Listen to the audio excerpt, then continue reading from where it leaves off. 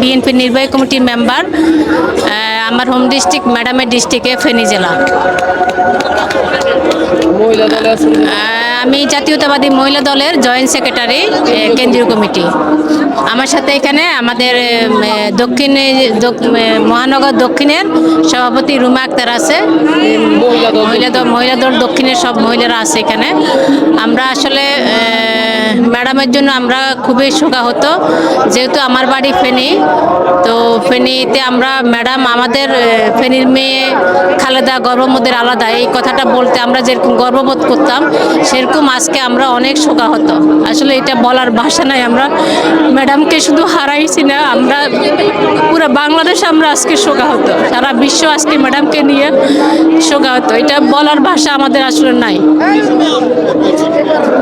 ম্যাডামকে নিয়ে স্মৃতিচারণ করতে গেলে আমার ব্যক্তিগত স্মৃতিচারণ ম্যাডামের সাথে আমি 90-এর গণ আন্দোলন থেকে ম্যাডামের সাথে আমি একসাথে 90-এর গণ আন্দোলন করেছি। আমি বদরুন্নেসা কলেজ যখন জিএস ছিলাম তখন ম্যাডামের সাথে আমার হাজার হাজার স্মৃতি।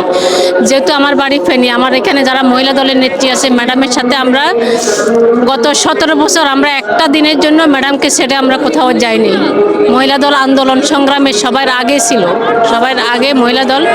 আমরা ম্যাডামকে সাথে নিয়ে আমরা ম্যাডাম যখন জেলে ছিল তখন আমরা প্রত্যেকটা মুহূর্ত ম্যাডামের সাথে ছিলাম, ম্যাডামের গাড়ির সাথে ছিলাম আমরা মহিলা দল। তো দেশবাসীর কাছে আমাদের প্রত্যাশা আপনারা সবাই ম্যাডামের জন্য দোয়া করবেন, যে যেখানে আসেন সারা বিশ্ববাসী সবাই ম্যাডামের জন্য দোয়া করবেন। এখন দোয়াটাই শুধু কবরে যাবে, আর কিছু না। সবাই ম্যাডামের জন্য দোয়া করবেন। ধন্যবাদ আপনাদেরকে।